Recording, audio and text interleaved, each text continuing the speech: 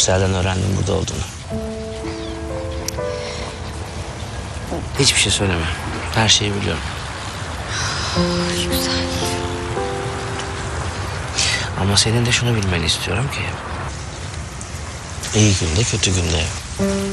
hastalıkta ve sağlıkta... hep omuz omuza... ve daima seninle birlikte olmaya hazırım. Sen yüzüğü bıraktın gittin. Ama ben vazgeçmedim. Onun için şimdi tekrar soruyorum.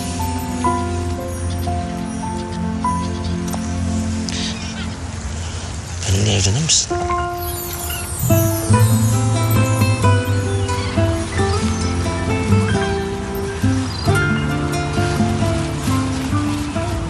Evet. Evet.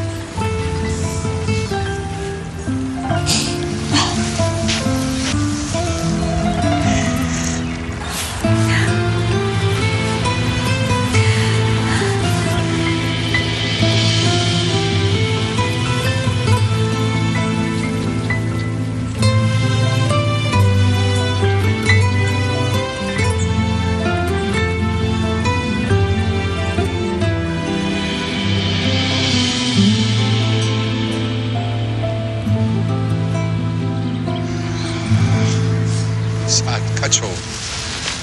Elif Hanım'la Kenan Bey hala ortada yok. Bir bilginiz var mı Zehra Hocam? Hocam ikisini de aradım ama maalesef ikisinin de telefonuna ulaşılamıyor. Ya olacak şey değil. Olacak şey değil ya. Kalkış saatimiz belli. Toplanacağımız saat belli. Ya Salih Bey merak etmeyin, kalkış zamanına mutlaka yetişirler. Yani hocam Elif Hoca'yı biliyorsunuz, normalde asla böyle bir şey yapmaz. Gelirler herhalde. Umarım hocam. Umarım gelirler. Muhakkak bir mazeretleri vardır. Yani Kenan'ı tanıdığım kadarıyla söylüyorum. Metin hocam bir mazeretleri varsa eğer... onu önce amirleri olarak bana bildirmeleri gerekmez mi? Salih Bey, ama insanların bazen söyleyemeyecekleri problemleri olabilir. Öyle durumlar içinde devlet bize haklar vermiş Yüksel Hocam. İmkanlar sağlamış. Varsa bir durum alır raporunu, durumunu belgeler. Kimse böyle keyfi hareket edemez. Gelirler hocam. Hadi Kenan Hoca'nın böyle geç kalmalarına, tuhaflıklarına falan alıştık. Ama Elif Hoca da ona ayak uydurduysa işimiz var. Hocam belki de birlikte değillerdir. Yapmayın, ben her şeyin farkındayım. Ayrıca son zamanlarda okulumuzda, özellikle de eğitim kadromuz içinde sayıca artan yakınlaşmalardan da rahatsızım.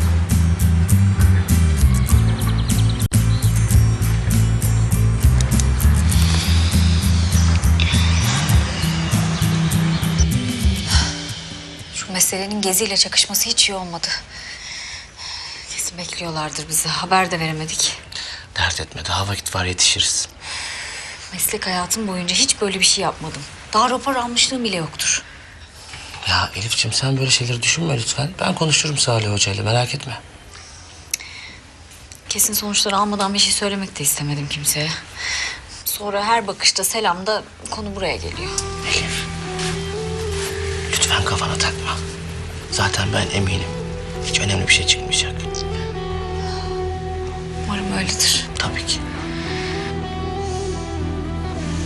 İyi ki yanımdasın. Sen merak etme. Her şey istediğimiz gibi olacak inşallah.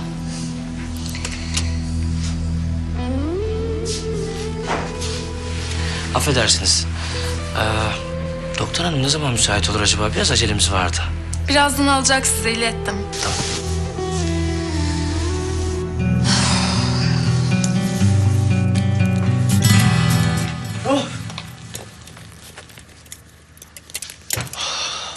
Geç kaldık. Geç kaldık. Çok geç kaldık. Geç kaldık diyorum ben. Kime diyorum? Bak. Acaba ıslak jöleyi mi alsam, sert jöleyi mi alsam ya? Ha? Yetkin. Şey de alayım. Saç köpüğünü de alayım ya. Ya Can, film çekimine gitmiyoruz. Alt tarafı bir kamp. Bana bak lan Yetkin. Orada aç kalmayız değil mi? Bak ben aç kalınca şekerim falan düşüyor. Katliam çıkar orada. Kamyon saçmalama, otele gidiyoruz. Anladın mı? Otele. Açık büfe. Sabaha kadar açık mıdır lan? Bak ben gece 4'te acıkırım. Eğer bir şey bulamazsam senin kulağını yerim bak. Kafanı yerim, seni yerim bak. Biz çok geç kaldık. Neredesiniz hadi? Ömer! Çağlar! Of! Ne kadar ıvır zıvır hepsini getirmişler arkadaş. Al işte al. Bir tahtanız eksikti ya. Kardeşim orayı okula çevireceksiniz. Gitmeyin kalın burada. Anlamıyorum ki arkadaş. Al bu da burada dursun. Ha bu ne? Bu ne şimdi? Bu ne ya? Bu ne ya? Bu ne? Ha dürbün. Çok merak ediyorum ya. Orada bu senin ne işine yarayacak ya? Ne yapayım bunu? Eline mi koyayım, dikine mi koyayım? Ben bunu nereye sokacağım ya? İzleyin şimdi beni. Galip abi. Kolay gelsin. Sen bir saattir eşyalarla mı konuşuyorsun burada? Sorma Pelin ya. Ya işim çok zor ya. Anlatabiliyor muyum? Yani ben olmasam bu okulun sistemi komple çöker yani. Öyle mi diyorsun? Aynen öyle. Yani okulun bütün yükü benim omuzlarımda. Anlatabiliyor muyum yani? Ay kıyamam sana ya. Ya biz biliyoruz ama. Çok yoruyorlar seni. Yorulmak mesele değil Pelin. Önemli olan takdir yok, takdir. Ya tamam ben şimdi Joker gibi adamım ama bana da bu kadar yüklenilmez ki. Anlatabiliyor muyum? Doğru. Hele Salih ya, müdür Salih. Biliyorsun değil mi? Ya adam bizim Salih ya müdür bey. Adam var ya bensiz solundan sağına dönemez. Anlatabiliyor muyum? Ben adamın hem sağ koluyum hem sol koluyum. Galip aşağı, galip yukarı. Ya adam bensiz kaşlarını oynatamaz ya. Böyle kalır, ne böyle kalır ya. Bu arada sabahtan beri kaşın gözün oynuyor Pelin. Bak şimdi yani anlıyorum ama ben böyle hareketleri bir öğrenciye yakıştıramıyorum yani. Anlatabiliyor muyum? Ya tamam Galip abin olarak bana bir hayranlık duyabilirsin. Ama öyle kalmalı yani o kadar yani. Aramıza mesafe olmalı. Yani sen burada bir öğrencisin sonuç olarak. Sen ne diyorsun be? Şapşal. Yine ya. Anam. Müdürüm. Müdürüm benim. Müdür bey nasılsın müdürüm? Ne yapıyorsun sen? Ben bu okula Galip Efendi olarak işte hizmet vermenin gururunu, ne kadar mutlu olduğumu gelecek nesillerle, öğrencilerle, arkadaşlarla paylaşıyordum. Yani bu benim için zaten çok büyük bir onur ve gurur. Tamam Galip, bırak maval okumayı. Yüklendi mi her şey? Ha bunlar kaldı. Bir tek bunları da atıyorum, hepsi bitiyor gidiyor. Tamam o zaman. Sonra da herkesi topla yola çıkıyoruz. Tamam, emredersin.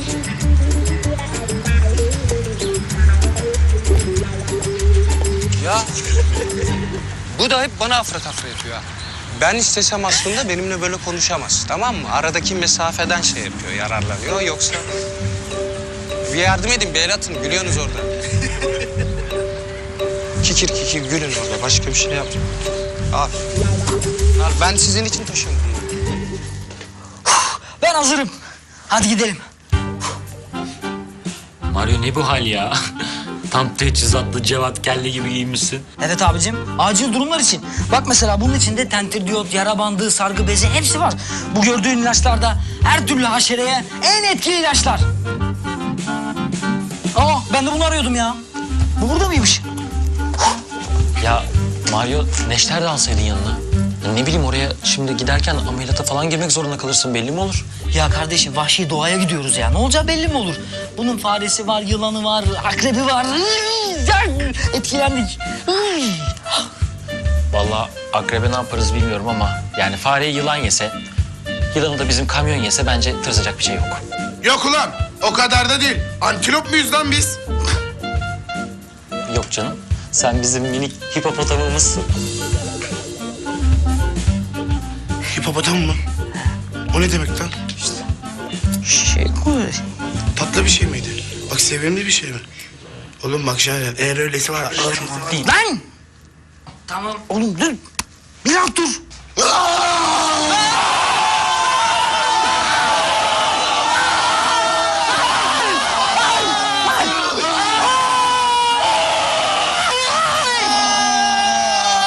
Yılanı çıyan akrebi bana bırakın, ben hallederim. Lan yılanına da çıyanına da lan. Sok şunu şeytan döndürür. Ne yapıyorsun lan psikopat? Oho! Biz de geç kaldık diye panik yaparken adam içeride bir saat kendini ninja'ya bağlamış. Bağlamış ama yanlış bağlamış. Bağlamış yanlış bağlamış. Oğlum biz dağ başına mı gidiyoruz ha? Biz otel odasına gidiyoruz, otel odasına. Gerçekten daha önce hiç otele gitmediğiniz çok belli. Bu saçmalığın başka bir açıklaması olamaz. Oğlum o değil de uyku tulumunu ne yapacaksın ya? Maceranın insanın karşısına nerede çıkacağı hiç belli olmaz.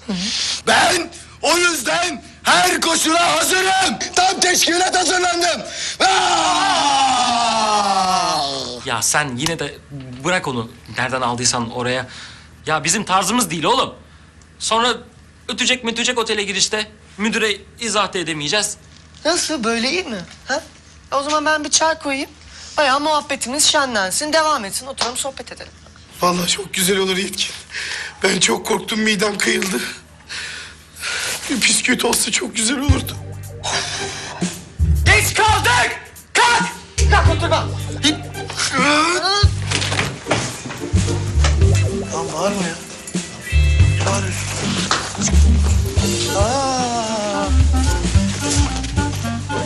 Bu çocuğun sesi fazla mı çıkıyor bu aralar? Anlamadım. İyi şey.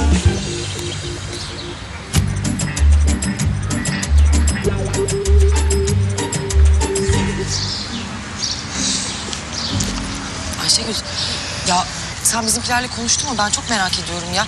Caner'le 2 gündür konuşamıyoruz. Annem telefonuma el koydu. Ya ben dün konuştum zaten. Seyfi çok heyecanlandı kampı duyunca da. Az önce aradım zaten. Çıkıyoruz dedi. Gelirler şimdi. Ya beyler bu yarışma olayı nedir ya? İşin aslı astarını bilen var mı? Bahadır, sen bir şey duydun mu? Sabah gelirken seni müdür beyle konuşurken görmüştüm. Nereden bileyim ben oğlum? Hem ne alakam var benim müdür beyle? Ölçüsüz. Sabah bir şey sordu, ben de cevap verdim. Tamam, niye sinirleniyorsun ki durduk yere? Tamam beyler ya. Ne oluyor? Biz bir takımız. Zaten yarışma falan da varsa birincisi belli. Biziz. Ya zaten daha ciddi bir rakip de yok.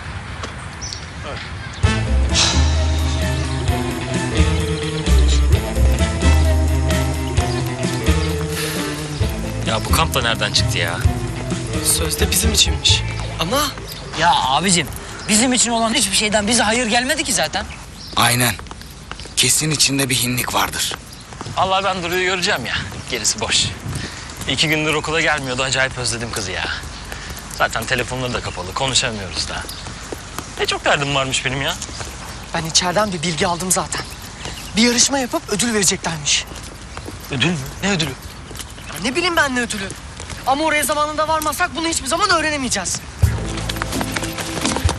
Sevdim bu işi. Maceraya hazırım ben. Ya beyler şu yarışma falan her neyse.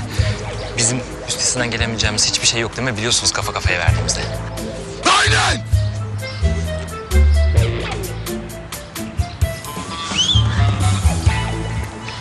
Bu ne yapıyor ya? Seyfi! Koş! Beyler! Bekleyin lan! Ya bu adam vitesi 5'e takarsa biz yetişeceğiz de.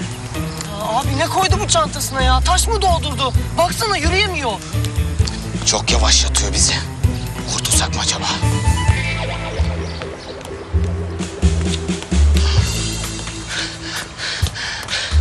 Oğlum çok yoruldum ya. Yemeğim. Oha! Bu ne oğlum?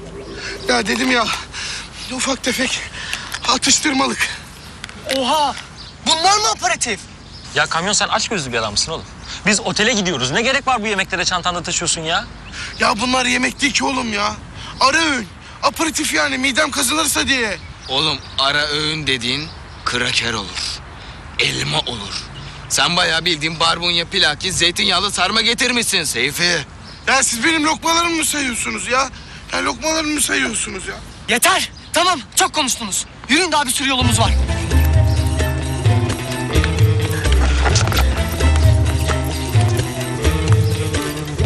Ya oğlum aslında onlara gerek de yok. Tavşan avlarız. Yılan avlarız lan. Osman Hoca hala gelmedi. Metin o nerede? Vallahi bavulumu hazırlayıp geliyorum dedi ama niye geç kaldı anlamadım yani. Ben anladım galiba.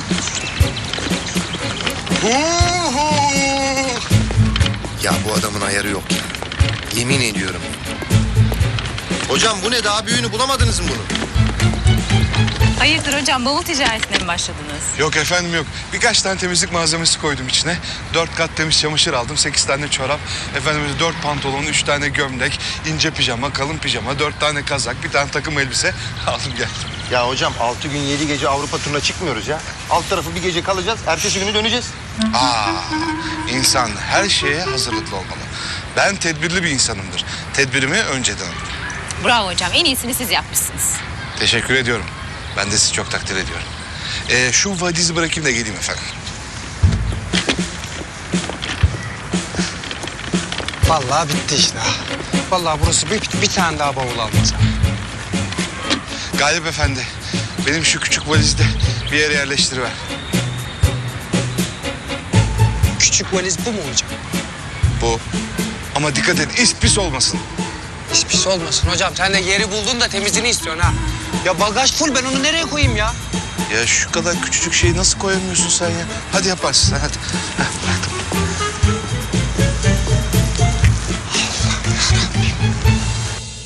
Testler korktuğumuz gibi değil. Mamografi sonuçları da temiz çıktı Elif Hanım. Çok şükür. Ben sana söylemiştim değil mi? Sol göğsünüzde tespit ettiğimiz 2 ufak parça şimdilik operasyon gerektirmiyor. Ameliyat olmama gerek yok yani. Hayır, yok ama düzenli kontrollerinize gelmeniz gerekiyor. Çünkü erken teşhis ve müdahale çok ama çok önemli. Tabii hiç aksatmam, merak etmeyin. Geçmiş olsun o zaman. Teşekkür ederiz. Çok güzel bir haber verdiniz bize, sağ olun. Arkadaşlar, çok önemli bir sınavı geride bıraktınız. Ama unutmayın, önünüzde LYS var. Ama ondan da önce siz son sınıflar için düzenlediğimiz bu gezide bir elemeye daha tabi tutulacaksınız. Anlayacağınız, bu bir dinlenme kampı değil. Rehabilitasyon, motivasyon ve müsabaka kampı. Orada sizler için bir takım yarışmalar düzenlenecek. Ve o yarışmayı kazanacak 5 öğrencimiz okulumuzdan mezun hayırsever bir iş adamı tarafından verilecek büyük ödülü almaya hak kazanacak. Tamam çocuğum, kaynama çocuğum. Salih Hoca'nın dinle çocuğum. Evet arkadaşlar, o 5 öğrenci tüm üniversite hayatı boyunca kullanacağı bir eğitim bursu almaya hak kazanacak. Hadi bakalım şimdi doğru otobüse. Yola çıkıyoruz. Hadi çocuklar. Dur be. İnşallah yetişirler ya. Geliyoruz dedi ama. Ya dur merak etme, daha kalkmamıza var. Mutlaka yetişeceklerdir. Dur. Kenan'la Elif Hoca gelmedi. Biraz daha beklesek. Kusura bakmasınlar Metin Hocam. Bu saatten sonra kimseyi bekleyemem. Ayrıca bunun hesabını daha sonra verecekler. Hadi hadi. Yetiştik. Vallahi yetiştik.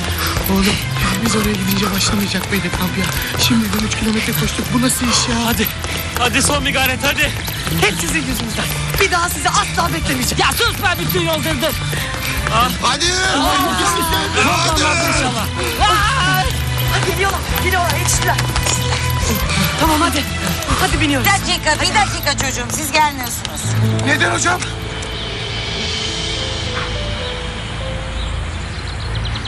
Salih Hocanız istemiyor. Niye ki? Hocam yine ne yaptık ya? Sınav gecenizi bile nezarette geçirdiniz. Bu yetmez mi?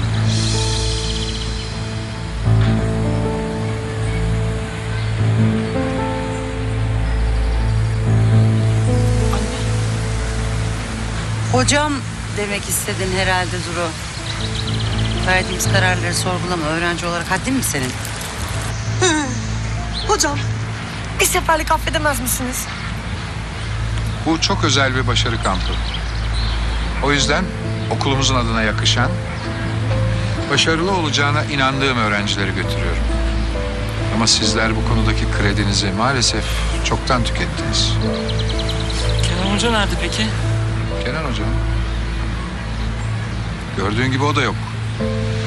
Zaten kılavuzunuz o olduğu için bu sonuç kaçınılmazdı. Yani kısacası bu gezide size yerimiz yok çocuklar.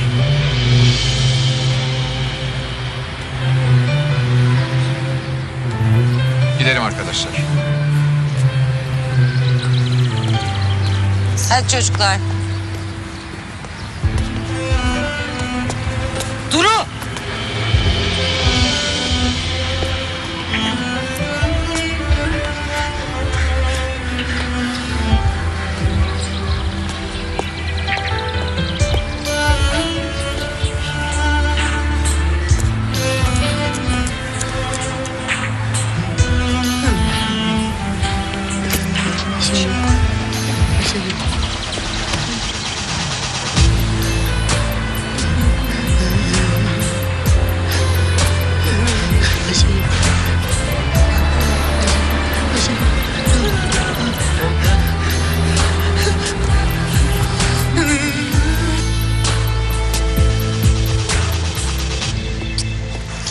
Ne içindi şimdi?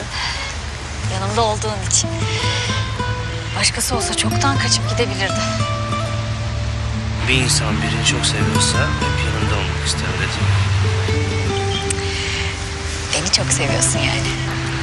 Bak şimdi böyle söyleyince de utandım. Hadi biraz acele edelim, otobüsü kaçıracağız. Müdür bey çıldırmıştır şimdi sinirden. Doğru ya. Sevinç haberi alınca geziyi unuttum ben.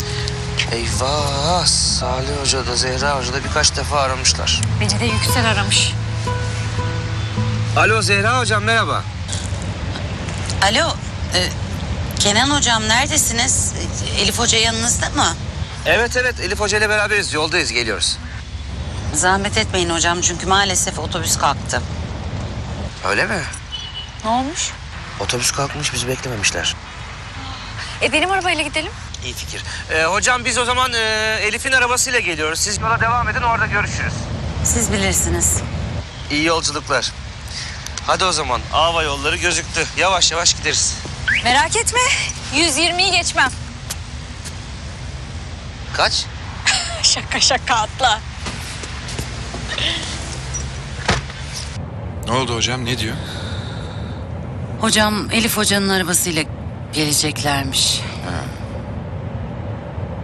Ama yani özür dileriz, geç kaldık, beklettik.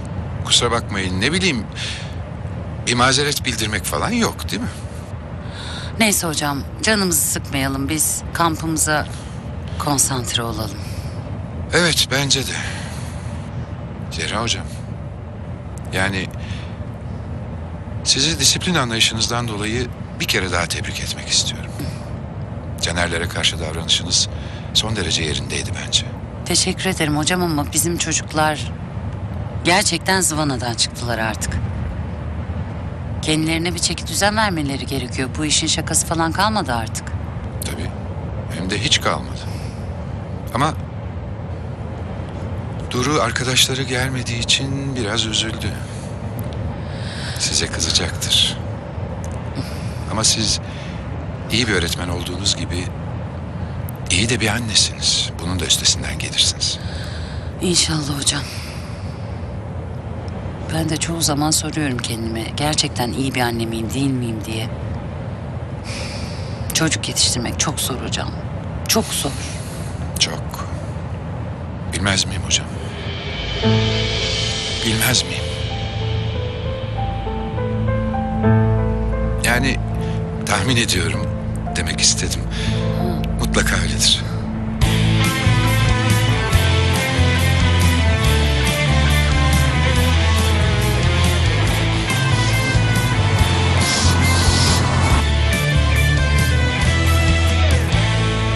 Ayrılırken Caner'in yüzündeki ifadeyi gördün mü?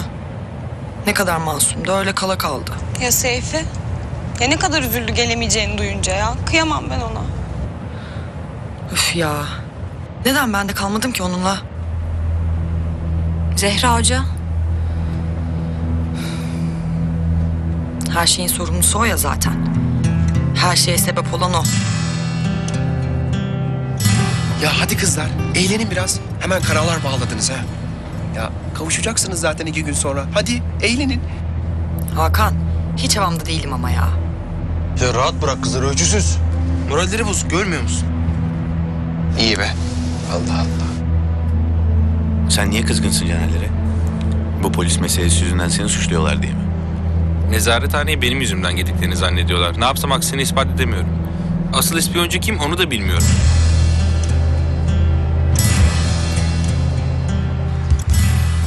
Kenan Hoca olsaydı bizi bırakır mıydı ya?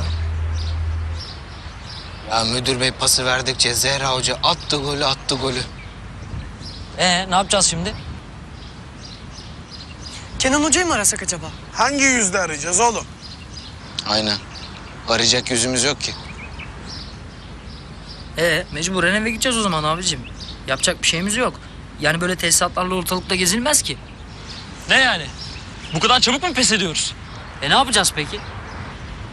Kenan Hoca'dan bunu mu öğrendik biz beyler? Ha? Her fırsatta, her şartta, her koşulda sonuna kadar savaşmamızı öğretmedi mi bu adam bize? Evet. En ufak bir ihtimal dahi olsa sonuna kadar zorlamamızı söylemedi mi bize? Evet! Evet! Evet! Da ne yapacağız? Kendi imkanlarımızla gideceğiz oraya. Tamam bizi otobüs almamış olabilirler. Ama yolları da kapatmadılar ya. Aynen! Ferman müdüriyeti ise yollar bizimdir! Lan!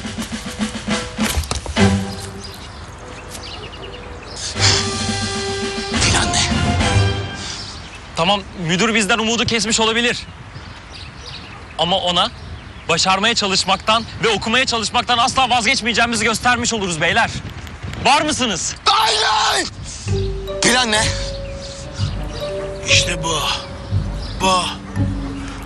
Gidiyoruz o zaman. Nasıl? Nasıl? Yetkin.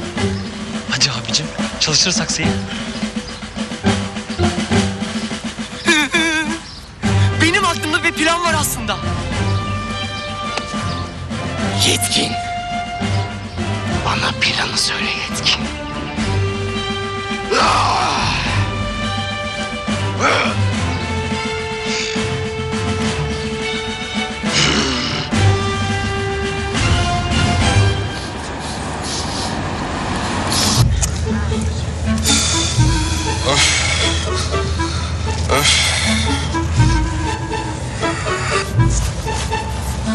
Bu koltuklar ne kadar dar yapıyorlar böyle hocam? Hocam dar değil de siz bir sığamadınız ya. Ya kıyafetler gibi bunların da böyle X'lerci falan olsa ya yani. İyi fikir. Ne desem bilmem ki. Bu arada otobüste de yan yana düşmemiz çok iyi oldu ha. Değil mi? Ben sizinle bir şey konuşacaktım. Belgin Hoca'yı gördünüz mü? Listede adı yok hocam. İzin almış herhalde. İyi olmuş ya.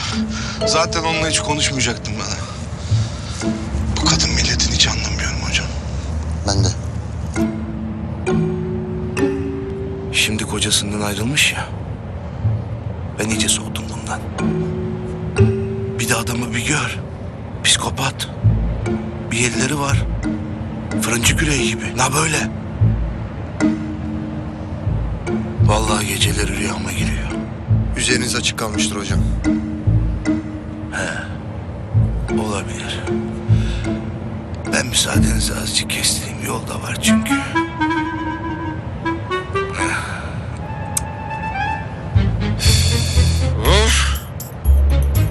Allah'ım sabır ver ya Rabbim. Ben yalnız mı otursaydım ya? Hı. Ama koltuk yok. Siz acaba başka bir yere mi geçseniz? Ya hocam. Ya Yetkin. Bu mu süper fikrin senin? Ne var ya? Otostop çekmekten daha ucuz bir yöntem biliyorsanız söyleyin. Al işte. Bu da pintiliğini gösterdi. Vazgeçmek yok beyler hadi parmaklar havaya hadi. Ya abicim siz hiç korku filmi izlemediniz mi ya? Otostop çekenlerin başına neler geliyor? Bir tek ben mi biliyorum burada? Al işte. Bu da tırsaklığını gösterdi. Bütün gün başımızın etini yer. Abicim manyaklar, psikopatlar, katiller, sapıklar. Her şey bir kamyonun durmasıyla başlar. Ben tırstım. Lan oğlum, olur mu öyle şey ya? Allah Allah, saçma sapan konuşma. Olmaz öyle şey ya.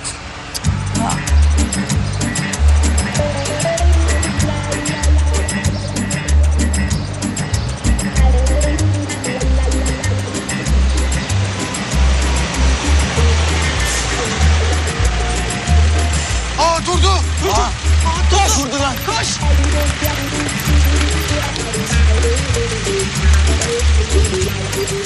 canlarım buyurun. Buyurun. Nereye? Gideceğiniz yere bırakayım canlarım, hadi buyurun. Her şey bir kamyonun durmasıyla başlar. Çekinme bana söyle nereye gideceksin. Kamyon. Binsene. Binsene ya. Beyler. Bence yürüyelim. Buyurun benimle çekinmeyin. Yolda kalmayın hadi. Binin istediğiniz yere bırakayım. Abi size hayırlı yolculuklar. Allah Allah.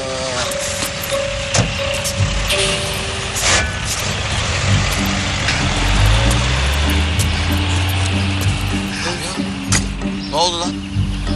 Hayırdır rengin benzin attı? O kamyon bu kamyon. Katil mi? Manyak mı? Psikopat mı? Sapık?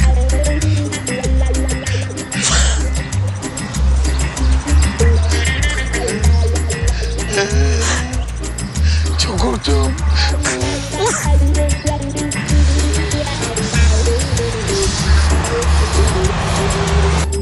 Selam. Evde durumlar nasıl Yeliz? Nasıl olsun ki Poyraz? Yani annem şimdilik ikna oldu gibi ama bir yeri kazanamazsan seni evlendireceğim diyor hala. Bence kazanacaksın. Hem bu yarışma işi de çok iyi oldu. Yani üniversite bursu diyor müdür. Evet de bu nasıl bir yarışma bir şey bilmiyoruz ki. Yani yapabilir miyim onu da bilmiyorum. Merak etme. Önce inan. Beraber başaracağız. Çok iyisin Poyraz, sağ ol.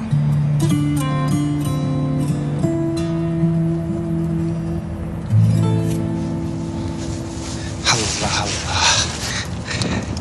Bir muavinlik kalmıştı yapmadığımız. Onu da yaptık, tam oldu. Ha. Ama bir gün anlayacaklar benim kıymetimi. Ha. Su ister misiniz? İçmeyin su. Yok size su. Allah Allah.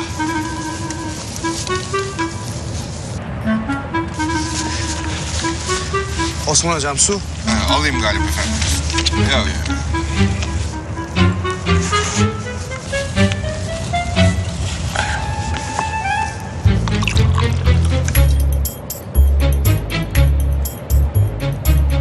Doldurun efendim.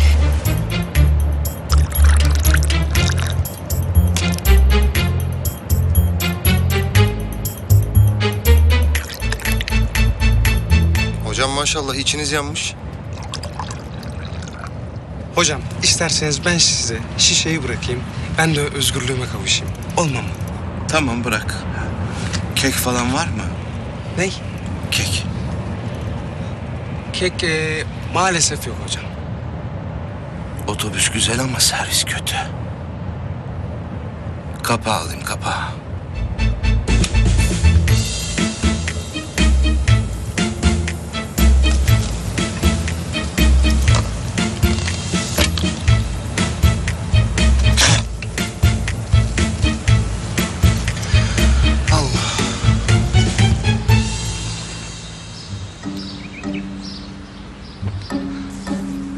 Bu adam otostop çekmeyi beceremeyecek. Ben mi denesem şansım acaba? Aman Seyfi. Senin çektiğin otostopu da gördük.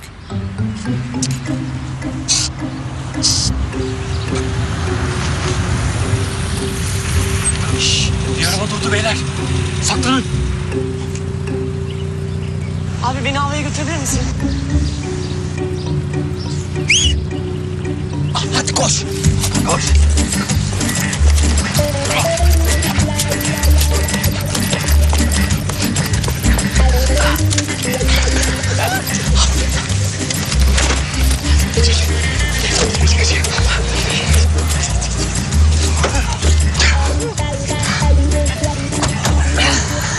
Çok teşekkürler amca.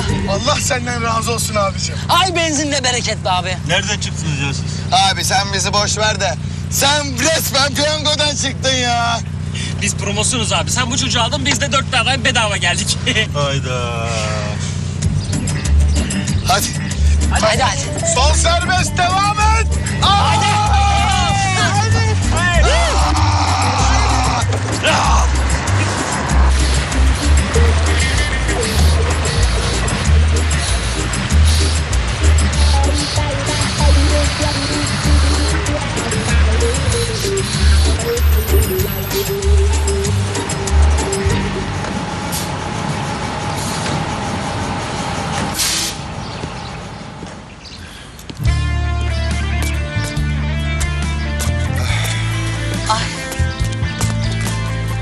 Hocam çok güzelmiş burası.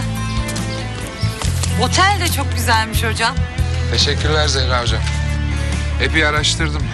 Ayrıca o hayırsever iş adamımızın tanıdığıymış sahibi. Sağ olsunlar bayağı kolaylık gösterdiler. Hocam kapalı yüzme havuzu var, hamaklar var. Çok güzel otelmiş burası. Çocuklar dağılmayın. 15 dakika sonra lobide buluşalım. Oda listeleriniz bende, tamam mı çocuğum? Tamam. Hadi arkadaşlar Hadi. buyurun. Kapalı havuz bile varmış lan. Sanki yüzmeyi biliyorsun ha, ölçüsüz. Benim şu... Osman hocam siz bırakın. Galipciğim bütün valizleri sen getiriyorsun. Hadi bakalım. Tabii. Ne? Ben sensiz hiçbir şey yapamam Galip. Unuttun mu? Ya ama müdürüm burası okul mu ya?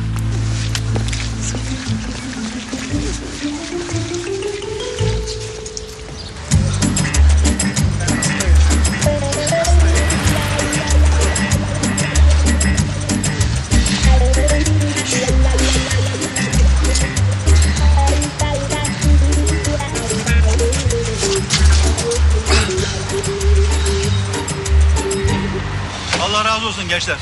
Allah iyi ki sizi karşıma çıkardı. Ya bırak abi, zaten bindiğimizde kırmızı ışığın yanıyordu ya. Ne pinti adammışsın. Ya abicim kalabalığız diye benzin çabuk bitti dedin ya. Ama bize de yazık. Hadi abi hadi. Fulle de bir an önce gidelim. Vallahi cebimde 5 lira para var çocuklar. Bir destek çıkın da fullleyelim hadi. Ne diyorsun sen ya? 5 liraymış da depoyu fullleyecekmişiz de. Buraya kadar geldik ama. Bilmiyorum ben senin arabana. Satacak mısın beni? Patlatacağım lastikleri en sonunda. Aa, ben bilmiyorum o arabayı. Ya yürü be hadi be ya. Hadi selametle. Ne yapacağız biz şimdi? Kaldık mı abicim yol ortasında? Aynen. Vallahi burada kaldık. Nasıl gideceğiz biz havaya? Gençler siz havaya mı gidiyorsunuz? Evet abi. Ha, gelin bırakayım sizi, yakın zaten. Fazla yolumuz yok. Abi büyüksün ya. Abi vallahi süper olur ya. Eyvallah. Hadi atla.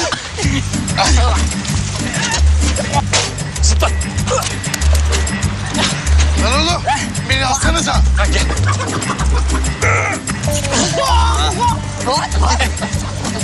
Tavuk var ya.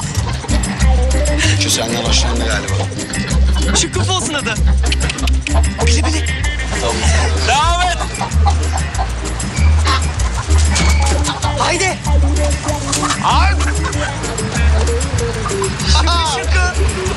Şıkı be. Beni alsanıza. Gel.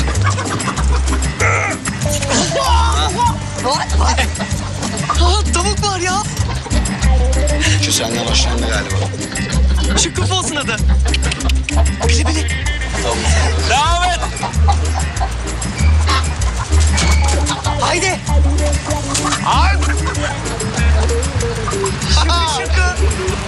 Şıkı be. Ya.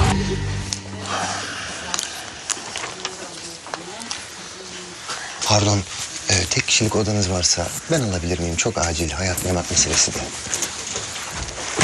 İyi günler. Eğer odaları 2 kişilik yapıyorsanız biz aynı odada kalabilir miyiz? Zaten İstanbul'dan da ev arkadaşız. Bir de çok samimi arkadaşız biz.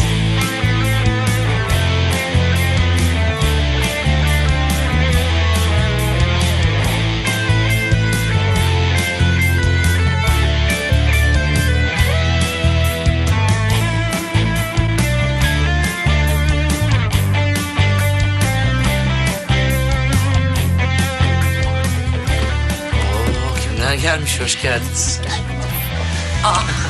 Kenan hocam. Her şey yolunda mı? Evet iyiyim merak etme. İyi, çok sevindim. Hocam beni yine şaşırttınız. Yani geç kaldığınız için kızacaktım ama görüyorum ki bizden bile önce gelmişsiniz. Hocam siz ceza kesecek birilerini bulmuşsunuz. Bizim çocukları bırakmışsınız. Kenan hocam, bizim çocuklar bu sefer gerçekten cezalı. Yani bunu burada öğrenmem hoş olmadı. Onu söylemek istedim. Keşke daha önceden haberim olsaydı. Kararlarımı size danışacak değilim herhalde. Ayrıca öyle her aradığımızda da sizlere ulaşmak pek mümkün olmuyor. Hocam dışarıdaki öğrenciler ne olacak? Hangi öğrenciler?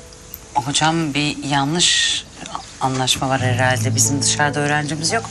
Az önce hepsini odaya yerleştirdik. Allah Allah. Bir bakalım anlarız şimdi.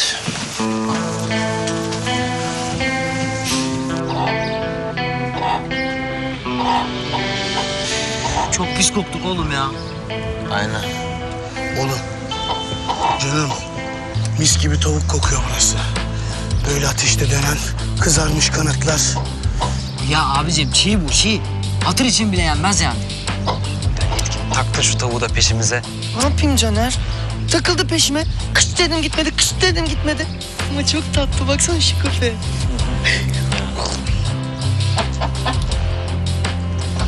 Çocuklar. Hocam biz geldik.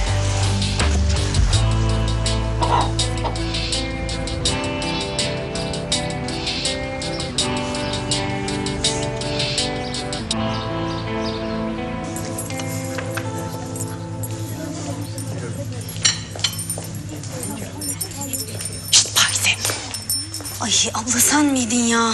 Yok Angelina Jolie. Gerçi Allah var. Eksiğim yok fazlam var ama neyse Rıfat nerede? Abla çıktı. Yusuf'u da aldı eve gittiler. Ay kaçırdım görüyor musun ya? Abla arkandaki ne? Altyapı çalışması. Nasıl ya? Kızım Rıfat şimdi bebek istemiyor ya. Bu bebek sayesinde altyapı çalışmalarıma hız kazandıracağım. Rıfat bebeği görünce dayanamayacak. Isınma turları atmaya başlayacak. Ay bir bakayım mı? Hı. Ana! Ses çıkartıyor bu. Ay piş piş piş. Gerçek gibi abla ben de alayım mı bir tane ne olur? Ay. Ver şunu. Aa kızım versene. Allah cezanı vermesin senin değil mi? Eşek kadar kız olmuşsun hala bebek peşindesin. Allah bilir sen evde bunları elbise de dikiyorsundur değil mi? Evet. Ay. Ya ama abla sen alınca oluyor da ben... Tamam sus yut. Hocanın dediğini yap yaptığını yapma. Neyse çok işim var tutma beni. Daha gidip bu yavrucağı babasıyla tanıştıracağım. Bana bak buralar sana emanet tamam mı? Ağzını ayırma. Hadi görüşürüz. Alacağım ki ben ondan. Olacağım hem de kırmızı saçlısını alacağım kendim gibi.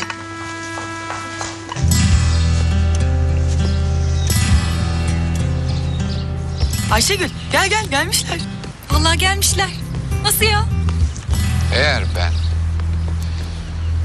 bizimle gelmenizi isteseydim o otobüse binmenize izin verirdim. Öyle değil mi? Ama yine bu sizden beklenen bir davranış. Yine sorumsuz, yine isyankar, yine meydan okuyan bir tavır. Kural tanımazlığınızın son örneği. Ve anlıyorum ki size kural koymaya çalışmak da beyhude bir çaba. Hocam biz... Yine mazeret değil mi? Yine bir mazeret değil mi?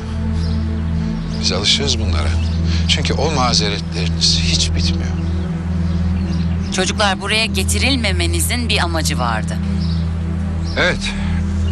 Burada başarılı olacak 5 öğrenci eğer üniversiteyi kazanırlarsa tüm eğitim masraflarını karşılayacak bir burs kazanacak. Ve biz de o 5 kişiyi güvendiğimiz, başarılı olacağına inandığımız arkadaşlarınız arasından seçeceğiz. Yani onlar arasında bir yarışma yapılacak. Yani sizler gibi nezarethane köşelerinde sürünen, sorumsuz, okulumuzun 100 karası adamların burada işi yok.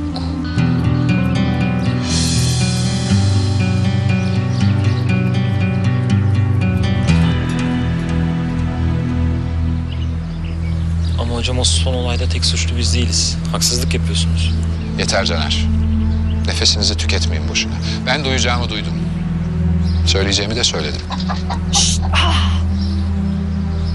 Şu hale bak. Rezilliğiniz hala devam ediyor. Bir de tavuk takmışsınız peşinize. Hocam ne yapayım? Takıldı peşime. Yeter. Daha fazla tartışmayacağım sizinle.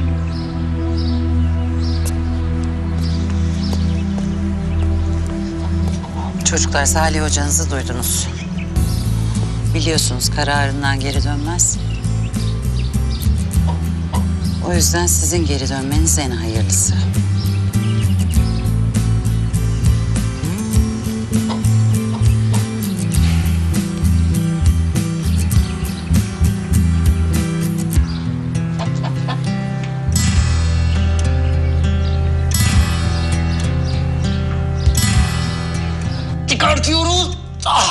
çıkmıyor. Bir daha deniyoruz. Çıkartıyoruz. Çıkmıyor. Ya çıksana kardeşim ya. Alkışlıyorum. Ne? Anam! Ay Kıvırcığım! Eşhedü en la ilahe illallah ve eşhedü enne Muhammeden abdühü ve resulü. Bebek Rıfat'ım, bebek. Oyuncakçının önünden geçiyordum, dayanamadım, aldım. Ya Kıvırcığım sende birazcık akıl var zannediyordum ya. O da yokmuş ya. Hiç erkek çocuğuna bebek alınır mı? Yusuf erkek çocuğu bebekle oynamaz o. İyi de ben bunu Yusuf'a almadım ki. Kime aldın? Sana aldım. Ya tövbe eşhedü en la ilahe illallah ya. Rıfat'cığım bak, bebek diyorum, şirin diyorum. Daha ben bilincinin altına nasıl iteceğim bu meseleyi? Altyazı mı geçeyim acaba? Ha? Şuna baksana babası, gözlere bak, yanaklara bak, tombiş. İnsan böyle içine sokası geliyor. Bak konuşuyor da bak. Çatlak patlak oynayalım mı? Hadi oynayın babası. Kıvırcığım yaklaştırma, huylanıyorum ben ondan ya. Çatlak patlak diyor. Korkuyorum Kıvırcığım, yapma. Rıfat, sen ne yapıyorsun burada? Ben musluğu tamir ediyorum Kıvırcığım. İyi de o musluk bozuk değildi ki. Hadi ya, bozuk mu değildi? Olsun. Kul yapısı bu, nasıl olsa bozulacaktı. Ben şimdiden tamir ediyorum Kıvırcığım ya. Allah senin cezanı vermesin değil mi Rıfat? Şuna bak, her yeri su içinde bırakmışsın ya. Sen ne biçim adamsın? Elin dursa ayağın durmuyor, ayağın dursa elin durmuyor ya. Hem baltayla musluk mu tamir edilir? Keseceksin, atacaksın bir tarafına, Allah Allah. Ay yok annem, bak korkuttun çocuğu, gördün mü? Yok ağlama, hanimiş kuş. Bak kuşa bak. Bak kuşa bak. Kadın delirdi ya. Bebek manyaklığı tuttu kadını ya. Ah be çocuklar, ne yaptınız siz hiç kimseye sormadan etmeden böyle? Geri dönmeniz en doğrusu galiba. Kenan hocanız haklı çocuklar. Müdür beyle Zehra hocanızı da duydunuz. Hocam biz o kadar yoldan geldik ama. Hocam bin bir maceraya atıldık. Açlıkla savaştık. Sefaletle boğuştuk. Hem ne olursa olsun pes etmeyin diyen siz değil miydiniz hocam? Evet hocam. Biz pes etmedik. Savaştık. Suç mu işledik? Hocam bu yarışmaya katılmak bizim de hakkımız. Hem yarışmanın sonucunda burs da varmış. Hocam biz başarabileceğimizi ispatlamak istiyoruz. Ama ilk önce bizim bu kampa katılmamız lazım. Ve tek tutunacak dalımız sizsiniz hocam. İyi hoş söylüyorsunuz da her seferinde beni de hayal kırıklığına uğratmaya başardınız yani. Salih hocanız da çok haksız sayılmaz. Son yaptığınızdan sonra. Hocam bir arkadaşımızın okumasını sağlamaya çalışıyorduk. Hem bizden yardım isteyen bir arkadaşımızı nasıl yarı yolda bırakabilirdik ki? Zaten hiç kötü niyetle bir şey yaptığınızı görmedim ki. Hocam bu bursa gerçekten ihtiyacımız var bizim. Bizim geri kalan hayatımızı etkileyecek bir durum bu. Olağanüstü bir hal bu hocam. Yani bizim ne yapıp ne edip bu yarışmaya girmemiz lazım. Abicim, pardon hocam. Bize destek olmaz mısınız hocam? Bir sefercik daha. Hocam lütfen.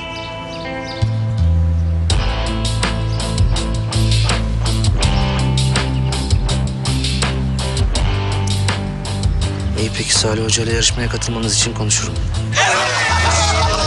Bağırmayın. Söz vermiyorum. Sadece şansımı deneyeceğim. Bu arada bu otelde kalabileceğinizi pek sanmıyorum çünkü kısıtlı sayıda rezervasyon yapılmış. Hocam siz merak etmeyin. Biz tedbirimizi aldık.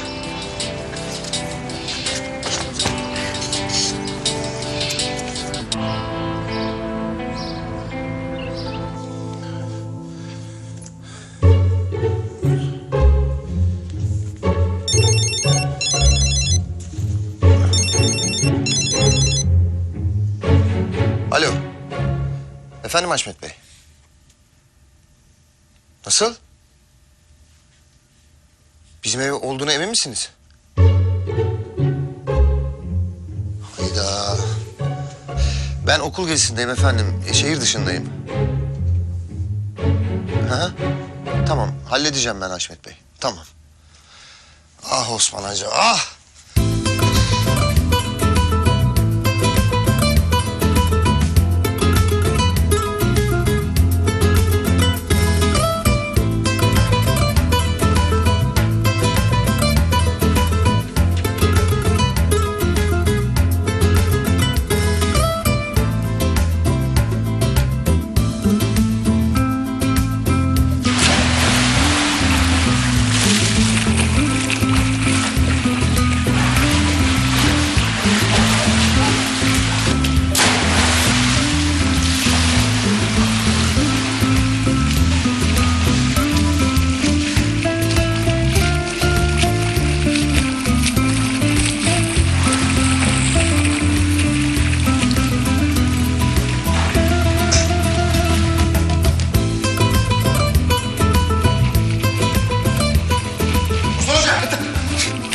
Sakın atlama. Ne oldu ya? Havuz hijyenik değil miymiş? Havuzla ilgili değil. Şu anda bizim ev havuz olmuş, onunla ilgili. Sayenizde bütün evi su basmış. Nasıl yani? Ne nasıl yani? Ne nasıl? Ev sahibi aradı. Alt kata sular sızmış, sıvalar, fayanslar patlamış. Ha, demek ki ben muslukları açık unutmuşum. Sular gelince de her yer... Hay Allah ya. Bıktım artık. Bıktım. Şu anda sizi bir kaşık suda boğmak istiyorum ama tabiatım müsait değil. Tamam hocam, siz hiç merak etmeyin. Ben şimdi İstanbul'a dönerim. Tadilatlı, temizlikli ne gerekiyorsa yaparım. Benim de şampuanlarım, kremlerim hepsi gitmiştir. Siz gitmişken bir de kendinize ev bakın. Çünkü artık bana gına geldi sizin hijyeninizden, temizliğinizden.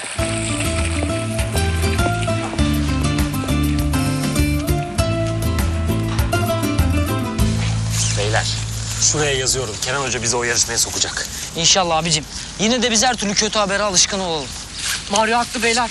Müdür bey kızgın, ne olacağı belli olmaz. Oğlum, tavukta bardağı taşıran son damla oldu. Salih Hoca tavuğu görünce iyice derlendi. Aynen. Şahtık şahbaz olduk. Ne öyle got. Ya Yetkin, taktın tavuğu peşimize. Ya ben sana daha ne diyeyim ya? Ne yapayım ya, takıldı peşime. Bıraksaydım da başkasının sofrasında şinitsel mi olsaydı şu kufe? Şinitsel dedi ya. Oğlum benim karnım acıktı ya. Çıkmasan şaşardım zaten.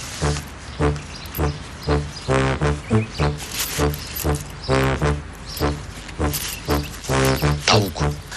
Beyler, akşama bir ateş yakarız. O kanatlar var ya, nar gibi kızarır. Tadından yenmez. Ne? Abicim köy tavuğu, organik, mis. Uf. Ya arkadaşlar demeyin öyle şeyler ya. Bak çok üzülüyorum. Hem ayrıca benim ölümü çiğnemeden şu kupayı alamazsınız. Ya beyler bırakın çene çalmayı da bakın gün gidiyor gün. Geceyi kalacağız ondan sonra. Abicim tırstım ben ya. Buralar hiç tekin gözükmüyor ki. Niye? Bebe misin sen? Ya abicim sen hiç filmlerde izlemedin mi? Her türlü sapık, uğursuz, katil, cani, gözü dönmüş insan ormanlarda böyle gençlere musallat oluyor. Sonra haberlerde çıkmayalım lan. Ha? 5 gencin hazin sonu.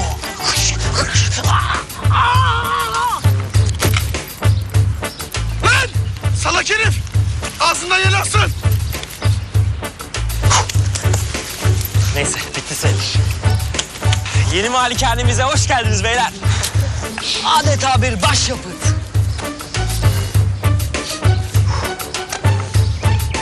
Yetkin. Sen tavuğu ne yaptın? Ha, ben o kaçmasın diye çadıra koydum. Ne yaptın? Çadırın içine koydum. Çabuk çıkarın onu! Konserveleri verecek! Konserveler! Yaslarım var orada. Ya ürkütmeyin hayvanı. Ürkütmeyin. Şıkkı be. Şıkkı geldim şıkkı. Ay. Lan. Tavuk. Lan.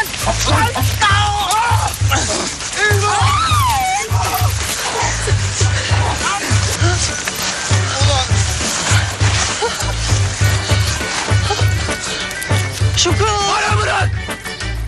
Şükrü.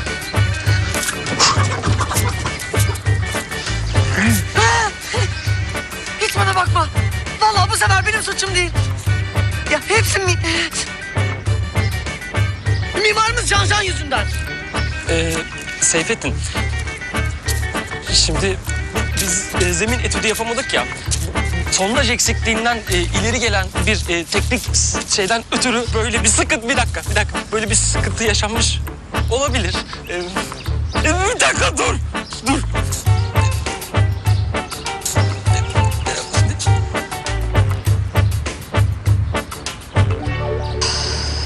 Çocuklar konusunda doğru yapmadım bence. İçim hiç rahat değil, dönmeliydiler. Anlamadım. Niye öyle düşünüyorsun? Davranışlarının bir sınırı olduğunu görmezlerse daha büyük tehlikelerle karşılaşabilirler. Başlarına daha büyük bir iş gelmesinden korkuyorum. Bence fazla evhamlı davranıyorsun. Görmedin mi hallerini, ne kadar pişmanlar. Ben yanlış bir şey yapacaklarını hiç sanmıyorum. Gördüm de... Umarım haklısındır. Ayrıca mücadeleci olmaları da hoşuma gitti. Kendi kendime bir şeyler öğretebilmişim dedim. Ayrıca Ayrıca bu yarışma onlar için bir fırsat. Haklısın. Ama ne bileyim işte şimdi de dağda bayırda kalıyorlar. Yusuf olsa aynı şeyi mi yapardı? Yusuf ya da onlar fark etmez ki. Yani bir öğretmen olarak doğru bildiğimi yapardım. Öyle mi Kenan Bey? Öyle Elif Hanım. Seninle bu konuda çok tartışacağız. Allah Allah. Vallahi kimse önüne gül bahçesi vaat etmedi. İstiyorsanız teklifinizi bir daha gözden geçirin Kenan Bey. Şaka. Ben kararımdan son derece eminim.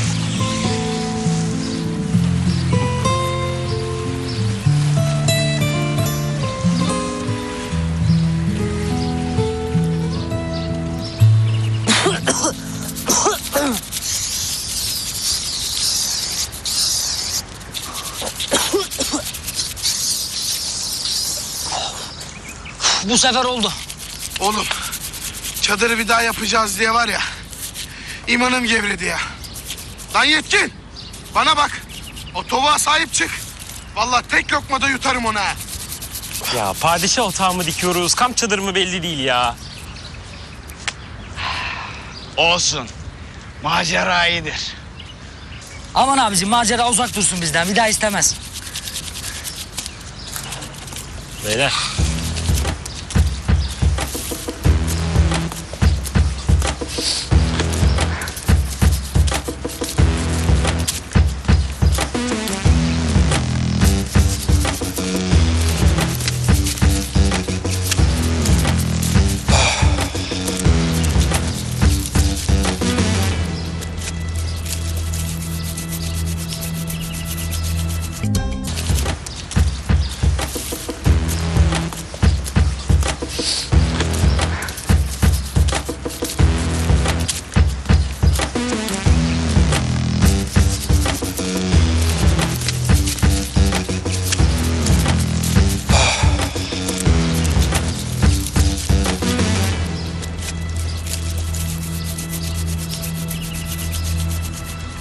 Siz burada mı kalacaksınız?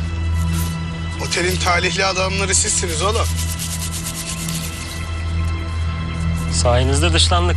Sıkıldım artık. Gene mi o mesele? Aynen. Hala aynı konu.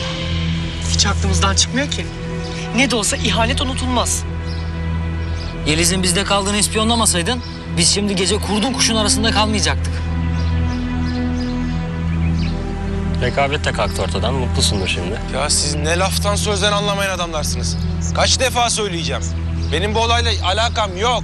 Ya Yeliz'in bizde kaldığını senden başka kim biliyor Poyraz? Ayşegül'le Duru mu söyleyecek? Hem geliyorsun kapımıza bizden yardım istiyorsun.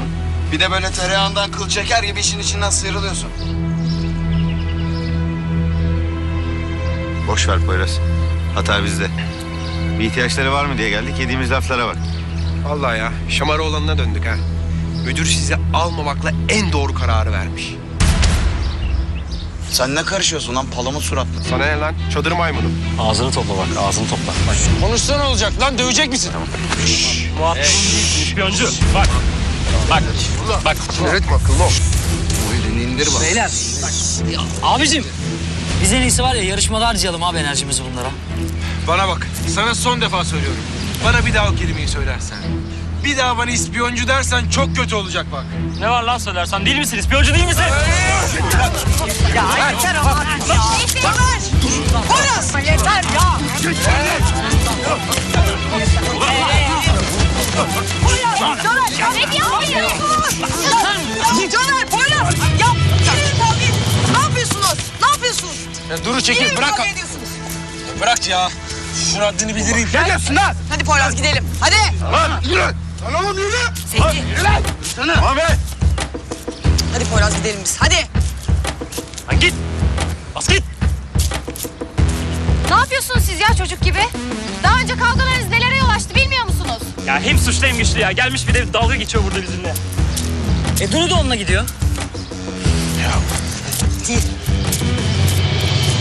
Ah, Poyraz tamam ama yeter artık. Ne tamam Duru, ne tamam ya? Yapmadığım bir şey için yemediğim laf kalmadı. Ya sen beni tanıyorsun eskiden beri. Ben arkadaşlarımı satacak bir adam mıyım? Tamam Poyraz biliyorum. Sen satmazsın arkadaşlarını. Polise şikayet etmediğini de biliyorum ama... Bak Bak böyle bir yere varamayız, tamam mı? Sen önce onu git de Caner'e söyle.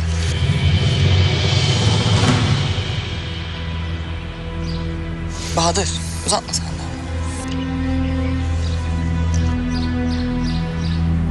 Hadi gidelim. Hadi.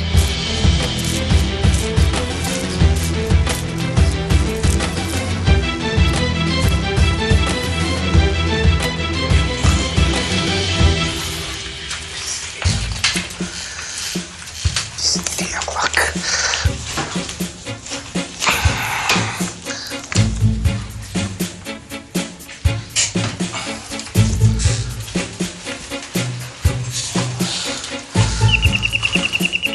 Hoppala. Kim ki şimdi bu ya? Üf, tam da zamanıydı ha.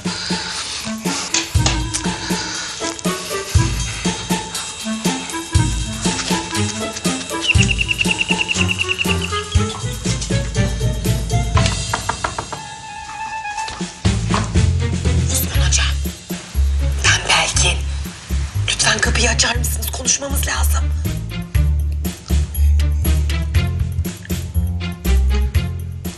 Belgin hocam ben Metin. Osman Hoca evde yok. Osman Hocam kimi kandırıyorsunuz siz? Ya ben evde değilim ki. Ben çocuklarla beraber geziye gittim. Siz benim evde olduğumu nereden biliyorsunuz? Metin Bey söyledi. Bakın bana kırgın olduğunuzu biliyorum. Ama bunu düzeltmem için de bana bir şans verin lütfen.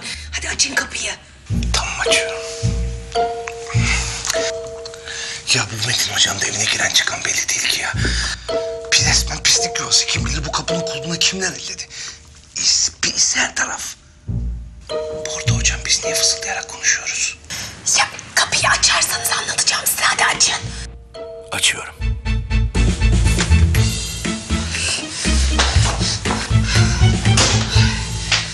Merhaba hocam. Günlerdir tepki olsun diye benden kaçtığınızı bir farkındayım. Ama bu küslüğe artık bir son verelim. Küslük mü? Ne küslüğü? Ben size küs falan değilim Allah Allah. O zaman konuşabilir miyiz biraz? Tabii buyurun. Terlikleri giyersek.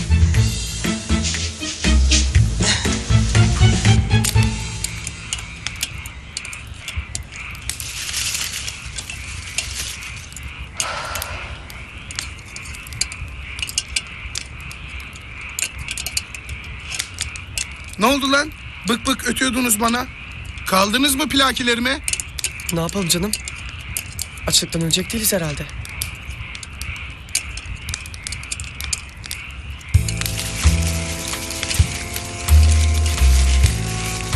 Gençler. Etrafa baktım ama avlanacak hiçbir şey yok. Aslında benim aklıma bir şey geliyor.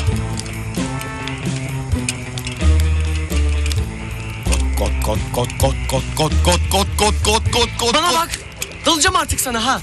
Hem de tüple dalacağım. Çağlar altında 20.000 fersa olacaksın. Göz dikmeyin ya benim şu küpeme. Aferin Yetkin, aferin. Bağır, biraz daha bağır. Bütün vahşi hayvanları topla bizim başımıza. Başak, tilki, kurt. Ya duyan da Amazon ormanına geldiğimizi sanacak ha. Ayrıca da gelirlerse gelsinler. Gelecekleri varsa görecekleri de var. Benim adım Canan. Ben buradayım. Gösteririm günlerini onlara. Bağırma artık, tamam da. Bağırma.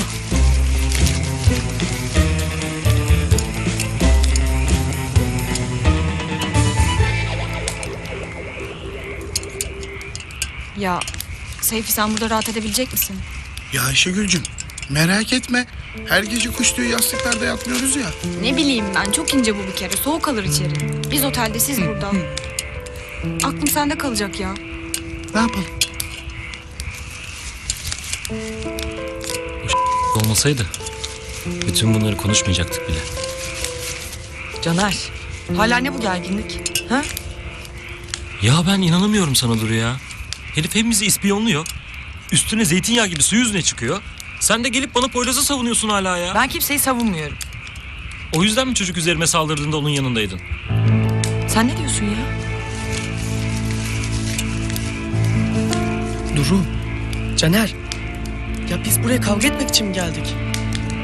Bakın yarın büyük gün. Yarışlar var. Şimdi birlik olmamız lazım.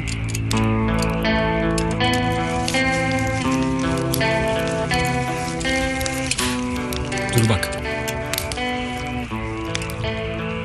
Biz aylar önce birbirimize söz verdik. Her zaman doğruyu söyleyeceğiz diye. Değil mi? Eğer bir şey varsa ve saklıyorsan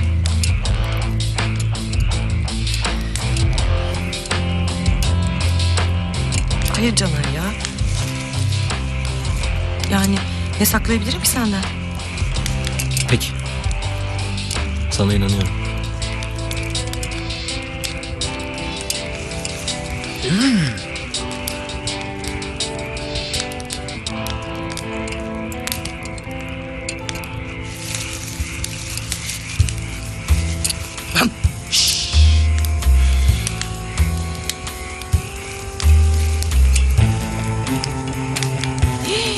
Saat kaç olmuş ya hadi. Evet ya. Annem yokluğumuzu fark etmeden gidelim hadi.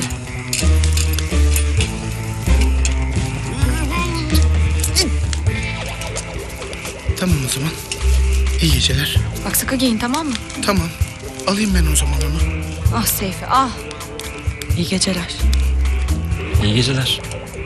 İyi geceler. İyi geceler. Kızlar! Durun. Ben sizi geçireyim.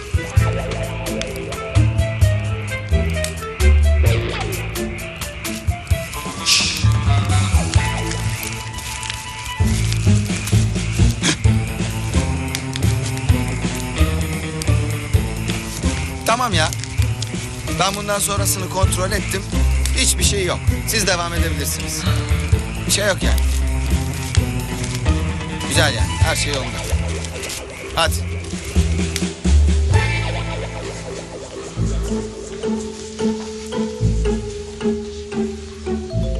Hocam gelirken çok tuhaf davranıyordunuz. Kocanız olacak o psikopat sizi takip etmiş olmasın? Siz de gördünüz değil mi? Onun ne kadar manyak ve gözü kara biri olduğunu. Gördüm efendim gördüm. Kendi gözlerimle gördüm. Tam bir psikopat. Ama bu benim sorunum değil. Onunla siz evlendiğinize göre.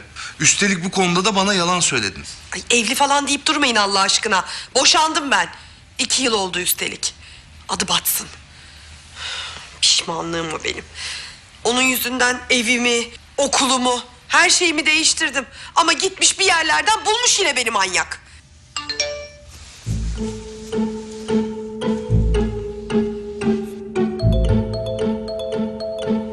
Allah! Ne oldu hocam? Kötü bir haber mi aldınız yoksa? Kocan olacak o psikopat şimdi de bana mesaj atmış. Ne? Nereden buldu ki benim numaramı? Ay, karımdan uzak dur öğretmen bozuntusu. Eyvah! Bu geçen gün telefonumu karıştırıyordu. Kesin o zaman aldı numaranı. Bittim ben ya, bittim ben ya. Ya bu adam o zaman benim evimin adresini de biliyordur bu.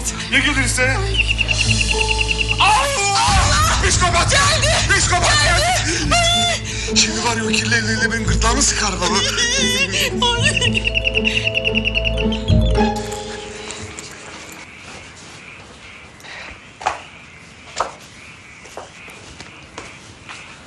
İyi akşamlar hanımlar. Hayırdır nereden böyle? Şeyden geldik. Ayşegül'le biraz dolaşmıştık da biz o yüzden. Hiç nefesini yorma Duru. Ben nereden geldiğinizi gayet iyi biliyorum. Caner'in yanından geliyorsun değil mi? Ayşegül kızım sen odana çık. Benim kızımla özel konuşacaklarım var. Tamam. İyi geceler.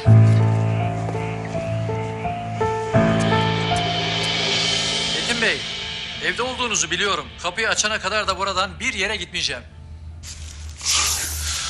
Oh. Ev sahibiymiş. Siz şimdi şu tarafa geçin, bir saklanın. Ben onu göndereyim efendim.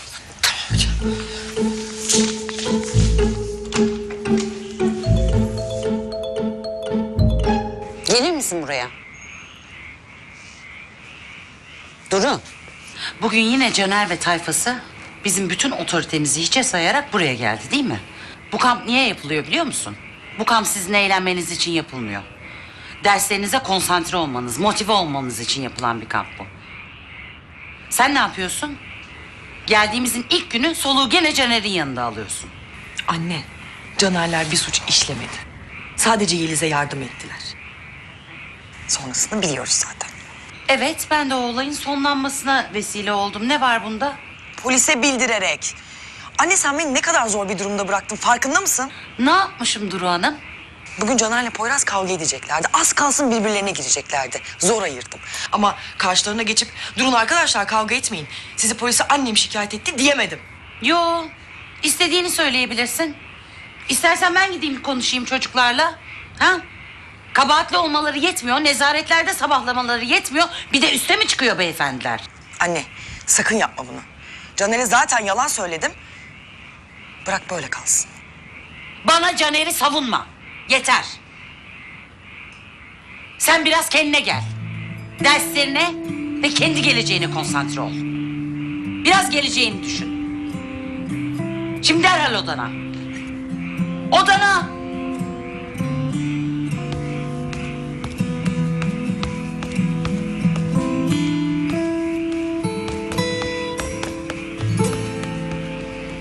Dediğim gibi efendim, Metin Bey evde yok. Demin sanki biriyle konuşuyor gibiydiniz. Metin Bey değil miydi? Yok efendim, Metin Bey okulla beraber gezide, ben de gezideydim. Su basınca ben geri döndüm. Kiraya vereceğim dedi, tık yok. Bu ara tabii evi de su bastı. Ayrıca siz kim oluyorsunuz? Her geldiğimde buradasınız. Yoksa sizi eve kiraya verdi de kendisi kaçtı mı? Olur mu öyle şey efendim? Ben kendisinin meslektaşıyım. Aynı okulda öğretmeniz biz. Benim evim tadilatta. O yüzden bir süreliğine burada kalıyorum efendim. Kira da veriyorsan ikinizi de yakarım. Kiralık evden kiralıyorsa payımı isterim. Hay Allah'ım ya. Kime bakıyorsun sen? Paranoyak mısın nesin? Metin'e söyle.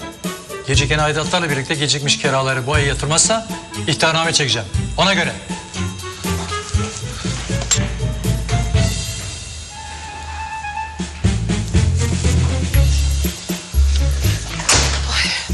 Ne diyor hocam? Vallahi durum çok karışık Belgin Hanım. Beni Metin'in kiracısı zannetti. Sizi görseydi de benim kiracım zannederdi. Bence bu akşamlık bu kadar macera yeter. Siz evinize gidin isterseniz. Hocam bana inanıyorsunuz değil mi? Bakın ben çok zor durumdayım. Sizden başka güvenecek kimsem yok. Allah'ım ben de zor durumdayım ya. Ya o herif gelirse, benim ağzımı burnumu kırarsa? Açmayız hocam. Polise haber veririz. Korkuyorum Belgin. En iyisi ben gideyim. Sen burada kal. Osman hocam nereye gideceksiniz? Yüreğimin götürdüğü yere. İyi geceler. Hocam.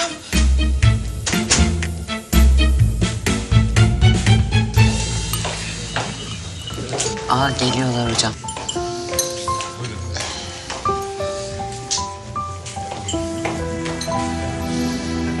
İyi akşamlar.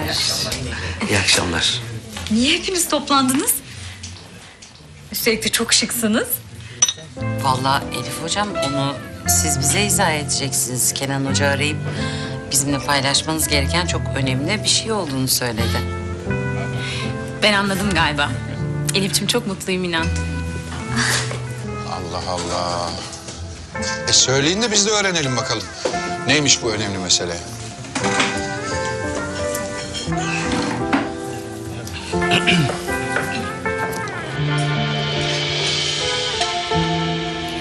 Pardon. Bir şişe su alacaktım ama nereden alabilirim? Şu taraftan alabilirsiniz. Tamam teşekkürler. Evet, sizinle paylaşmak istediğimiz bir şey var.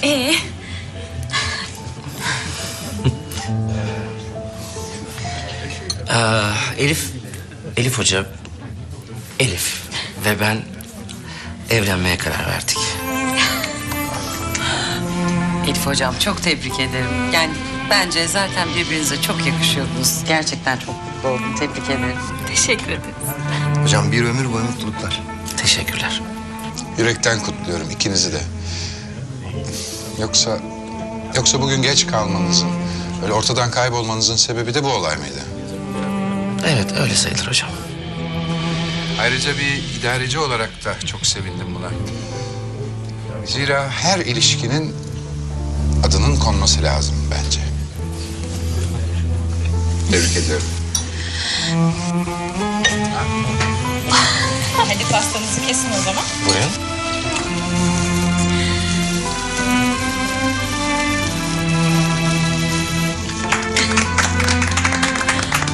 Arkadaşlar inanın hiç haberim yoktu size açıklayacağımızdan. Böyle herkes bilince insan daha da bir inanıyor.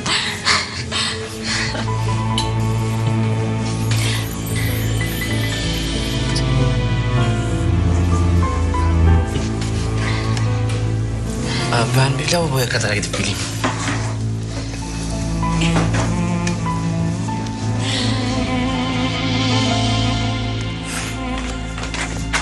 Özür dilerim efendim. Pelin, bir dakika konuşabilir miyiz?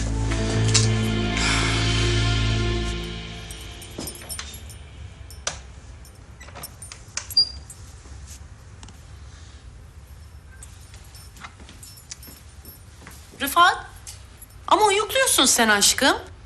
Ya Kıvırcığım ben bugün çok yoruldum ya. Kafe bir yana, eniştemin ruhu duymaz. Bu evin her köşesinde benim maharetimin izleri var Kıvırcığım ya. Öyle deme kocacığım.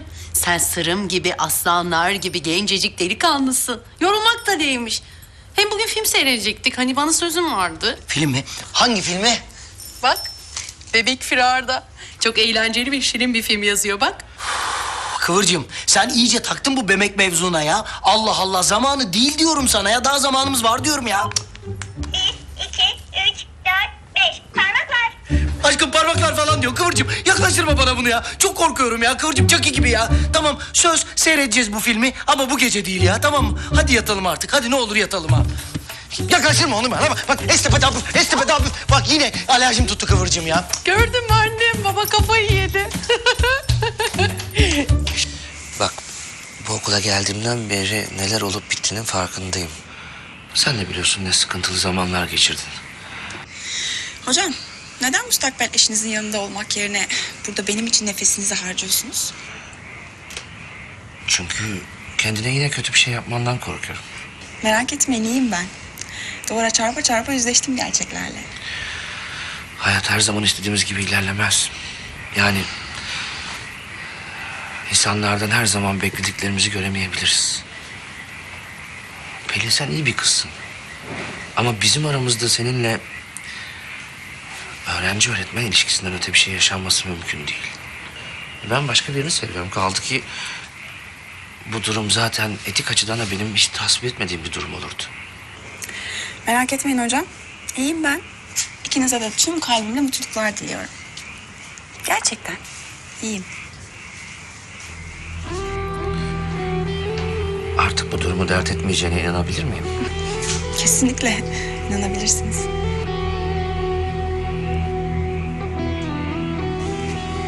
İyi.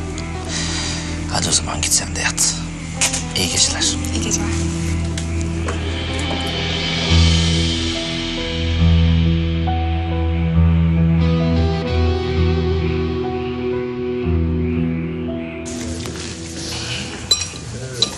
İnan, gelmeyince merak ettim iyi misin? İyiyim. Bir şeyim yok. Arkadaşlar ben müsaadenizi rica etsem malum geç oluyor biraz. Estağfurullah. Haklısınız hocam. Ben de izninizi istiyorum.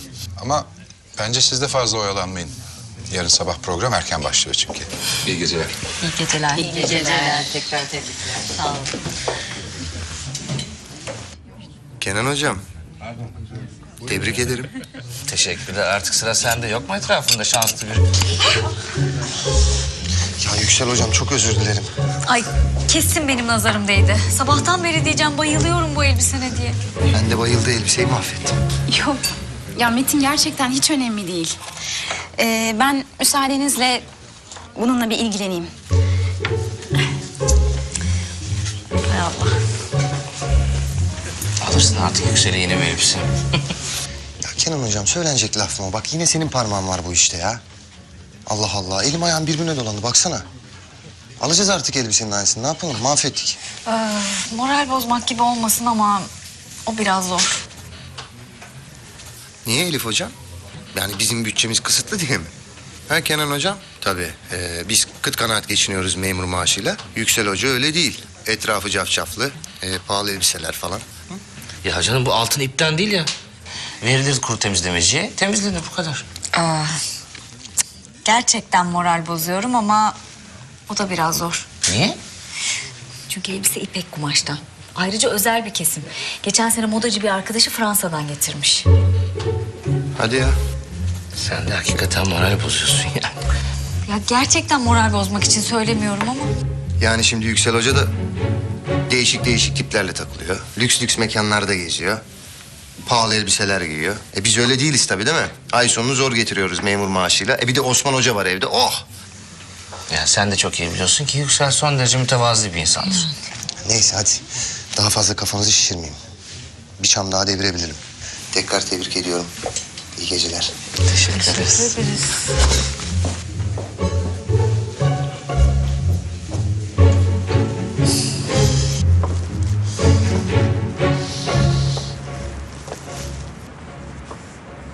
Yakıştılar ama değil mi Zehra hocam? Çok. Ama zaten son zamanlarda okulda da ilişkilerini gizleyemiyorlardı. Tabii söyledim ya sabah ben. Özellikle de Kenan Hoca. Aşık adamın gözlerinden belli olur ya. Sahi mi? Yani siz öyle bir bakışından anlıyor musunuz? Ben mi? Yani şimdi siz böyle sorunca sanki ben aşk doktoruymuşum gibi oldu. Estağfurullah da hani kadınları hissederler derler ya. Neyse ben müsaadenizi isteyeyim hocam. İyi geceler.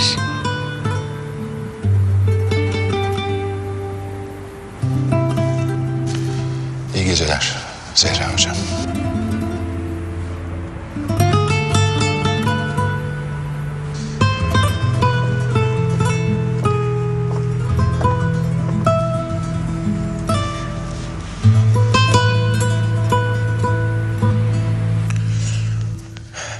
Zoruma gidiyor arkadaş.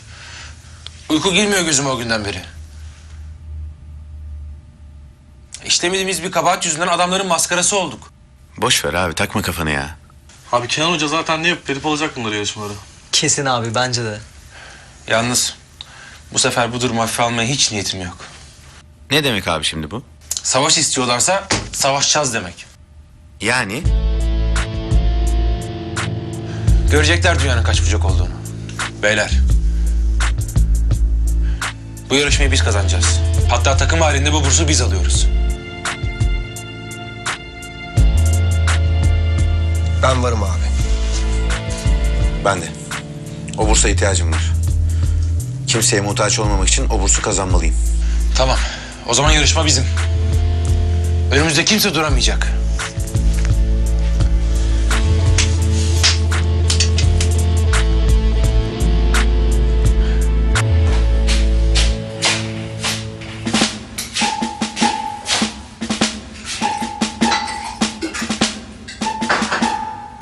Çatlak patlak oynayalım mı?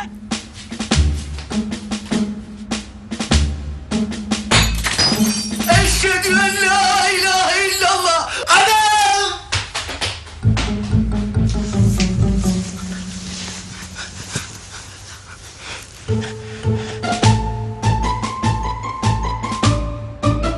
Çatlak patlak oynayalım mı?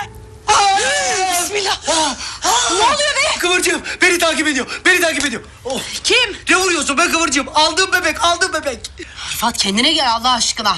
Şimdi bebekle ilgili kabus mu görmeye başladın ya? 40 yılın başı zaten senden bir şey istiyorum. Şu yaptığına bak. Ben aslında senin hangi bebekten korktuğunu biliyorum ya neyse. Hadi yat da zıbar. İyi geceler. Ha Kıvırcığım geç bu tarafa. Ya Rıfat ne oluyorsun? Geç geç korkuyorum, korkuyorum. Çocuğu da korkuttum. Gel annem. Gel kuzum. Tövbe yarabbim. Tövbe estağfurullah.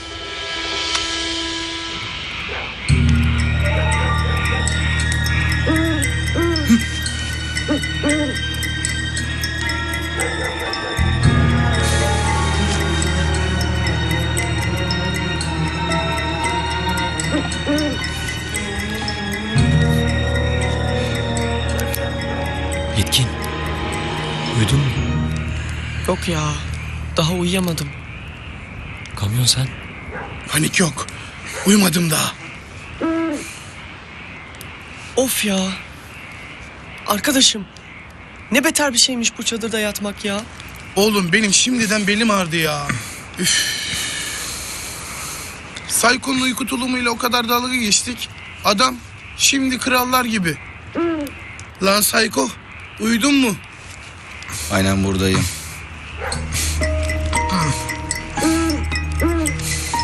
Mario bir dur yerinde kıpır kıpır kıpır kıpır. Abicim ben çok sıkıştım ya. Dışarıdaki sesleri dinlemekten benim gözüme uyku girmiyor ki. Ya bu çadır çok güvensiz geldi bana ya.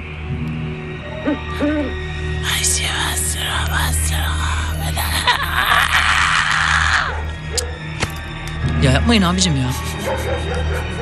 Dalga geçmeyin. Zaten sıkışık haldeyim. Korkudan altına edecek gibisin Mario. Altına kaçınmazsın değil mi? Emin değilim. Bende mi var ya, dışarıda bir gölge gördüm. Bu taraftan böyle buraya geçti.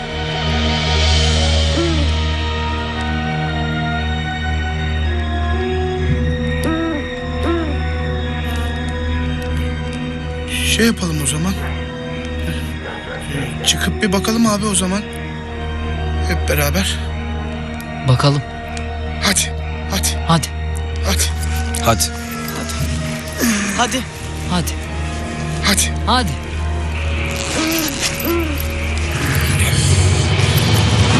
Aman be. Yani? Kimse yok.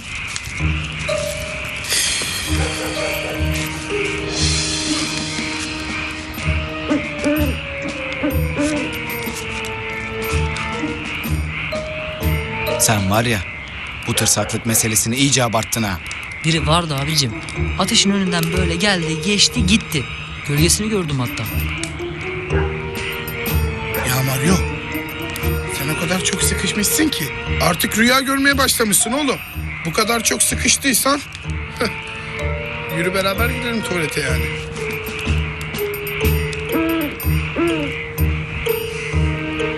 Tamam, ben de sizinle birlikte geleyim. Ha? Geleyim, evet, ben de geleyim sizle. Ben de geleyim. O zaman ben de sizi yalnız bırakmayayım ya şimdi. Ne olur ne olmaz hani. Demek ki hepimiz sıkışmışız. Ama tek başımıza gitmeyen tırsıyormuşuz. Tırsıklar ya. Herkes Yusuf Yusuf. Tırsaklar ya. Hele sen. Yaylalar yaylalar. Lan ya. Şşş, lan. Oğlum bekleyin lan.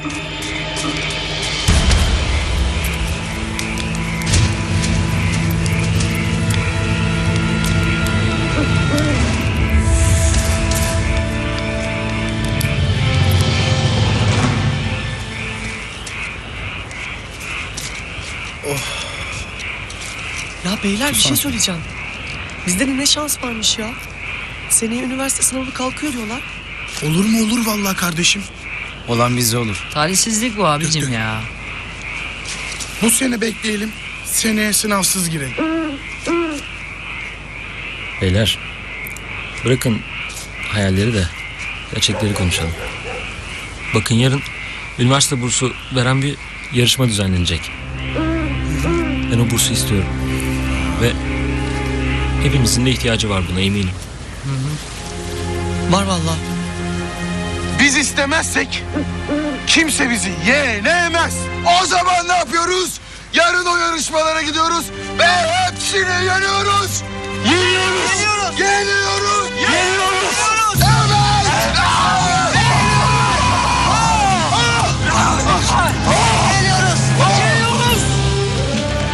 Evet. Biz istemezsek kimse bizi yenemez. O zaman ne yapıyoruz? Yarın o yarışmalara gidiyoruz ve hepsini yeniyoruz. Yeniyoruz. Yeniyoruz. Yeniyoruz. Yeniyoruz.